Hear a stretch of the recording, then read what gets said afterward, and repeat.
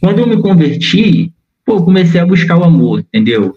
Eu queria ter essa intimidade com Cristo, queria ter aquilo que os outros falavam. Então acabou que eu simplesmente acabei desprezando essas coisas, entendeu? Essas coisinhas de, poxa, como é que o sol parou? Como é que o sol parou? Como é que a mula falou? O Éden é literal ou não é?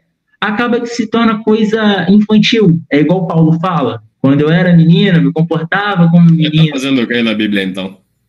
Não entendi. Eles estão fazendo o que na Bíblia? Se é coisa infantil, por que você continua estudando a Bíblia? Peraí. Se essas... Não, só uma dúvida rápida, uma dúvida rápida. Peralta, você acredita que essas histórias são literais ou não? Que você acabou citando aí. Acredito. Sim. Então, se você vê que há pessoas, né, que se apegam muito a isso para usar como calcanhar de Aquiles de quem é cristão, e você disse que é um caminho muito infantil da coisa, então essas histórias estão fazendo o que na Bíblia? Se não é um foco importante. Eu falei de um pensamento que eu tive quando eu me converti, com o tempo de cristão, entendeu? Tá, sim, mas você é absurdo mesmo, meu. Tá na Bíblia. Ele está querendo dizer que os nossos questionamentos são infantis, segundo ele. Não, meu amigo, eu não estou falando isso. Eu estou falando, antes de eu me converter, tinha muito essa visão também, essas dúvidas, ficava batendo muito nisso. Quando eu me converti, acabou eu comecei a focando em outra coisa. Às vezes uma pessoa convertida, mas isso que faz na igreja, quando ela está no primeiro amor, acaba que sim, porque tipo assim, cara, Deus, na vida dessa pessoa, a pessoa que se converteu, Deus existe pronto, é pressuposto, entendeu? Essas coisinhas são muitas questões que provam se a Bíblia é real ou não, se Deus seria mal ou não. Então aquela pessoa, ela se converteu, ela já acreditou que Deus amou o mundo de tal maneira, que tudo aquilo é real, então ela acaba vendo isso como certa infantilidade na fé. Não é que vocês são infantis, mas ela vê isso como infantilidade na fé.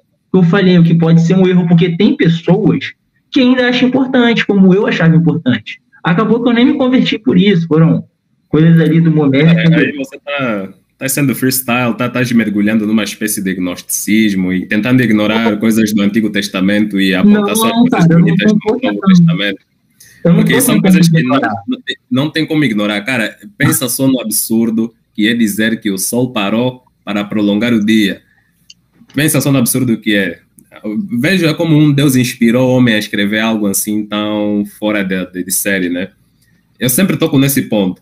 Por mais que o cristão diga que o sol parou, não faz o mínimo sentido. Tá, estudos recentes apontam que o sol gira em torno do buraco negro, que está no centro da nossa galáxia. Se alguém tentasse aproveitar dessa descoberta e falar que o Sol parou, então tinha lógica o Sol parar, beleza. Só que se o Sol parar de girar em torno do centro da galáxia, tá, que o Sol parou, né? Pum, parou. Aqui, no Sistema Solar, tem planetas girando em torno dele. Só que um desses planetas que é o nosso, que está girando em torno do Sol, além de ter esse movimento, tem o seu próprio movimento girando em torno do seu eixo. Então, se me falarem que o Sol parou, a Terra ainda estava continuando girando em torno do seu eixo, que faz os dias e a noite. Então, os dias não se prolongaram. Foi uma mentira na cara lavada que está escrito aqui. Deus inspirou para escrever na Bíblia. E Deus sequer sabia que o Sol girava em torno do centro da nossa galáxia, que tem lá um buraco negro. Deus sequer sabia que a Terra girava em torno do seu próprio eixo para dar os dias e as noites. Isso é um absurdo. Por isso é que a gente bate nesse tipo de coisas. Agora, tentar ignorar isso para pegar sua parte bonita, falar de amor de Cristo e tal. Porra, Cristo era tão iletrado, analfabeto a ponto de criar tudo e não saber que as coisas que ele criou funcionam assim, que o sol não parou, na verdade, e os dias continuaram tranquilamente, sem se prolongar. Sabe? Então, Richard, cara, é uma parada... Você vai me criticar por falar isso, mas é uma parada que é pessoal, mano. Só quem tá dentro, sabe, não dentro da religião. Não vou falar dessa forma vazia, tá dentro da igreja, tá dentro da religião, não, mas só a pessoa que sentiu a alegria da salvação entende que, cara, olha, eu já vou ter que sair, galera, é meia-noite, mas olha só o absurdo que eu vou dizer. Na Bíblia fala que Jonas foi engolido por uma baleia. O cara, quando se converte, quando ele acredita em Deus, ele acredita de tal forma que se tivesse escrito que Jonas engoliu a baleia, ele acreditaria. Isso é fé. Infelizmente, não há o que lutar. Entendeu? É fé. Não tem como você discutir. A fé te faz acreditar, tem coisas contraditórias, é isso? Contraditória não, cara. É o que eu falo. São coisas que a gente não entende, como, por exemplo, essa questão do sol parou. Aconteceu alguma coisa. Aconteceu alguma coisa. Cara, olha só, a ideia foi para prolongar o dia e contar-lhe. A ideia era essa. Entendi, amigo. Mas, cara, não tinha como prolongar o dia, porque a Terra estava girando em torno de si próprio. Então, o dia continuou tranquilamente. O Sol parou, mas a Terra que estava girando em torno do seu eixo. Cara, tudo bem. Porque você vai aplicar fé para defender algo que está errado na cara, meu. Não, cara, me escuta. Eu vou ter que sair já. Me escuta. É indiferente, cara. Entenda uma coisa. Que essas coisas, assim, espantosas, que essas coisas milagre, entendeu? Não dá para você debater, tipo assim, usando a lógica. E pro cara que ele se converteu, que ele acreditou, é indiferente. Se o cara falou que Deus quebrou 1 milhão ali de regras existentes aqui para fazer aquele milagre, ele vai acreditar, entendeu? E a gente não tá lá para ver, a gente não tá lá para saber exatamente, de acordo com a nossa regra, com a regra que a gente tem da base humana, da lei da física, é impossível de acontecer. Só que não se esqueça que a gente está com o elemento Deus no meio da história.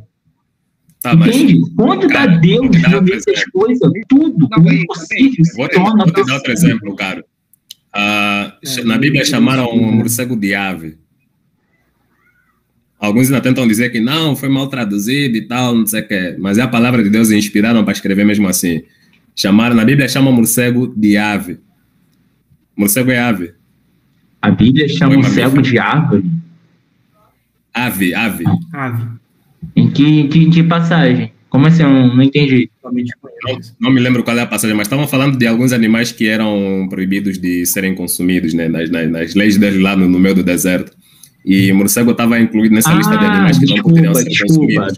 Entendi. Achei que você falou cego. Chama o cego de ave. Morcego de ave. Não.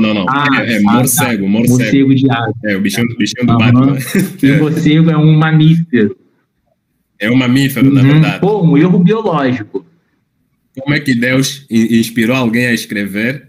Alguém estava sendo inspirado por Deus. Como é que um homem inspirado por Deus foi escrever que morcego é ave, em vez de mamífero? Aqui, cara, inspirado não é psicografado, não. Quando você pensa em inspirado, como vem na sua cabeça que o Espírito Santo desceu na pessoa, a pessoa virou o olho e começou a escrever? Por exemplo, se você for ver o livro de Mateus e Marcos, você vai ver várias coisas ali sendo escritas de forma diferente. Por exemplo... Vou te dar outro exemplo de inspiração. Seria somente não colocar lá o morcego na classe dos aves. Era só não escrever morcego aí. Aí, se não tivesse escrito, seria comprovado que estava inspirado. Entendeu? Cara, por exemplo, Mateus.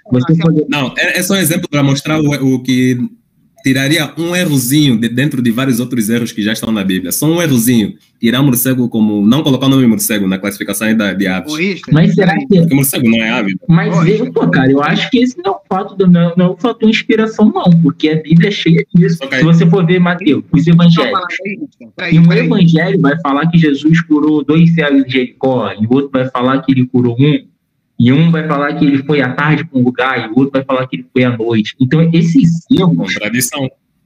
Não, cara, não é contradição, cara. Como eu falei, a Bíblia é literária, é um livro literário, escrito. Muita disso escrito por questão de investigação. O cara, ele chega no lugar e pergunta, poxa, só um minutinho, deixa eu só concluir aqui. O cara, ele chega num lugar e fala, e tal ano, o que Jesus fez? Tal coisa.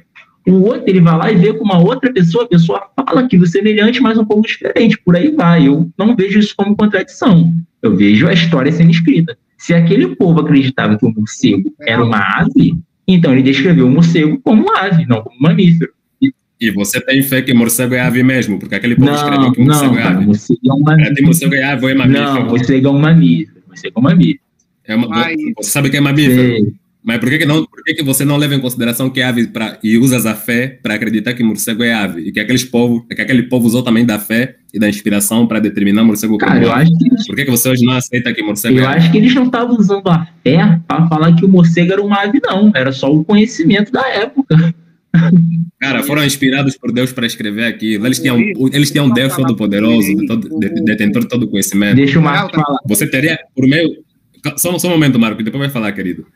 Por meio da fé, como você acabou de dar uma explicação linda aqui, por meio da fé, você teria que acreditar que morcego é ave e não mamífero. Porque você disse, por meio da fé eu não consigo entender os fenômenos que aconteceram para o sol parar e os dias se prolongar, por meio da fé. Então também usa a fé e passe a acreditar que morcego é ave em vez de mamífero, fica mais fácil. Tá, deixa o Marcos falar, aí eu te respondo. Fala aí, Marcos.